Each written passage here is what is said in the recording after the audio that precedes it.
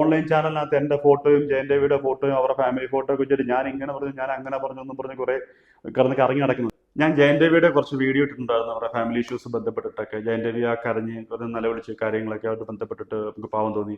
കാര്യം നമുക്കറിയാവുന്ന ഒരാൾ, നമുക്ക് എല്ലാവർക്കും അറിയാവുന്ന ഒരു നല്ലൊരു സ്റ്റാറാണ്, എല്ലാവർക്കും ഇഷ്ടപ്പെടുന്ന നല്ലൊരു താരമാണ്. അപ്പോൾ അതുകൊണ്ട് ഇപ്പൊ എനിക്ക് എൻ്റെ സിനിമയിലെ ഏറ്റവും പ്രിയപ്പെട്ട ഒരാൾ വിളിച്ചതാണ്. അതങ്ങ് ഡിലീറ്റ് ചെയ്യുക, അത് എനിക്കൊരു പ്രശ്നമാണെന്ന് പറഞ്ഞു. അപ്പൊ ഏതാണോ എന്ന് ഞാൻ ചോദിച്ചില്ല. അപ്പോൾ ഞാൻ പറഞ്ഞു ഓക്കെ സാർ ഞാൻ ചെയ്യാമെന്ന് പറഞ്ഞു. ഞാനത് റിമൂവ് ചെയ്ത് കളഞ്ഞു.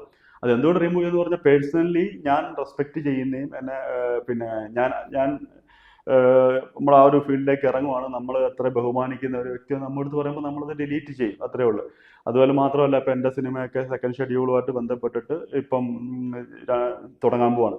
അപ്പോൾ അതുകൊണ്ട് ബന്ധപ്പെട്ടിട്ട് ഞാൻ ഇനി ഇത് അവർ പറഞ്ഞ് ധിക്കരിച്ചിട്ട് എനിക്ക് ഷൂട്ടിംഗ് ലൊക്കേഷനിലേക്ക് എനിക്ക് പോയിട്ട് ഞാൻ പറഞ്ഞ ഇന്നൊരു സംഭവം കേട്ടില്ലല്ലോ എന്നുള്ള ധാരണ വേണ്ട. കാര്യം അത് പറഞ്ഞാൽ അപ്പോഴും ചെയ്യും. അത് മാത്രമല്ല ഇപ്പോൾ ഓൺലൈൻ ചാനലിനകത്ത് എൻ്റെ ഫോട്ടോയും ജയൻ്റെ ഫോട്ടോയും അവരുടെ ഫാമിലി ഫോട്ടോ ഒക്കെ വെച്ചിട്ട് ഞാൻ ഇങ്ങനെ പറഞ്ഞു ഞാൻ അങ്ങനെ പറഞ്ഞു എന്നും പറഞ്ഞ് കുറെ കിടന്ന് കറങ്ങി നടക്കുന്നുണ്ട്. അതൊന്നും എനിക്ക് പ്രശ്നമില്ല. പക്ഷെ ഞാനത് പറഞ്ഞത് അത് പിന്നെ ഞാൻ പറഞ്ഞത് കൂടാതെ തന്നെ കുറെ കാര്യങ്ങൾ ഞാൻ പറയാത്ത കുറച്ച് കാര്യങ്ങളൊക്കെ അവർ എഡിറ്റ് ഇട്ടേക്കുന്നത്. ഞാനത് പറഞ്ഞിട്ട് പോലും ഇല്ല കേട്ടോ. അത് കണ്ടപ്പോൾ ഓക്കെ. അപ്പം ഞാനതുകൊണ്ടൊക്കെയാണ് സത്യം പറയാൻ അത് ഡിലീറ്റ് ചെയ്യുക. ഞാൻ പറയാത്ത കാര്യങ്ങൾ ഉപ്പും മുളകും ഒക്കെ ചേർത്തിട്ട് കുറച്ച് നല്ല രീതിയിൽ ചേർത്തിട്ട് ഈ സാധനം ഇട്ടേക്കുന്നത്. അത് അവർക്ക് ഈച്ചിന് വേണ്ടി തന്നെ എന്നെ ചൂസ് ചെയ്യുന്നത്.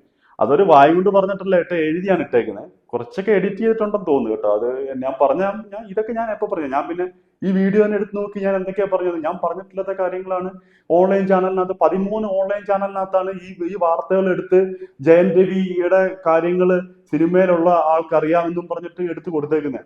അതെനിക്ക് നല്ല രീതിയിൽ അത് ബാധിച്ചിട്ടുണ്ട്. കാരണം എന്ന് പറഞ്ഞാൽ അവർക്ക് കണ്ടന്റ് വേണമെങ്കിൽ എൻ്റെ ഇത് ഇങ്ങനെയൊക്കെ ഞാൻ പറയാത്ത കാര്യങ്ങൾ പറഞ്ഞെന്നും പറഞ്ഞ് എനിക്ക് ഇതാക്കിയിട്ടൊരു ഒരു കാര്യമില്ല. കാരണം ഞാൻ പറയാത്ത കാര്യങ്ങളാണ്, പറയാത്ത ഒരുപാട് കാര്യങ്ങളാണ് എനിക്ക് പറഞ്ഞേക്കുന്നത്. ഞാൻ ആലോചിച്ചിട്ടുണ്ട്.